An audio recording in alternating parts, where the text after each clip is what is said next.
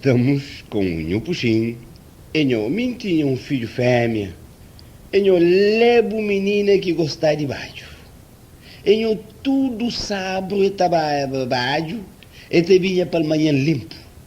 Que ele entrou uma atenção, falei, Genoveva, muito cotelo, com esse baixo, que o trabalho está vendo para manhã, ainda por cima sem companheiro. E falei, papai, porque você tem cuidado, não está bem, está bem direito.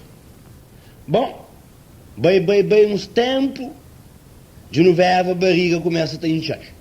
Na barriga incha, que feio custa doce. Ele próprio, no princípio, se até queixava, me abaixo. E não fosse tudo remédio de terra. Fede gosta, se te purga, tudo um põe. Barriga cada vez mais inchado. Que me próprio dá-me cuidado.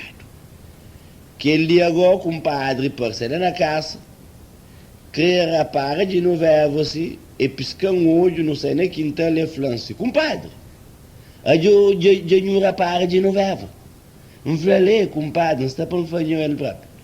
De novo tem ali moléstia de baço ou cosé que já fosse tudo remédio que está passa.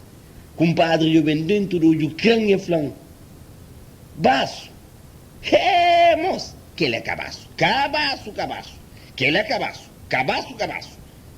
Regala o olho direito, o olho ouve, que ele é cabaço. Eu falei, compadre, me por acaso cuidado, e dá para matar bem a arma, desconfia aquele que não só te desconfia. Compadre, eu venho dentro do olho e falou, Billy, de um verbo que você que tem, né, e menino trancado dentro dele, é aquele próprio que tem. Mal, compadre, aí eu que te desconfia, quem é que põe de menino? Eu, compadre, então, falei, bom, compadre, me te desconfia, mas deve ser algum bicho de mar. Bicho de mar?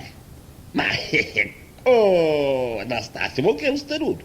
Bicho de mar mole que fosse filho. Não, compadre, a minha desconfia, mas bicho de mar, o peixe de mar, para morte. A minha no verbo, tudo sabe. Te pedimos para não deixar ele para baixo de conjunto tubarão.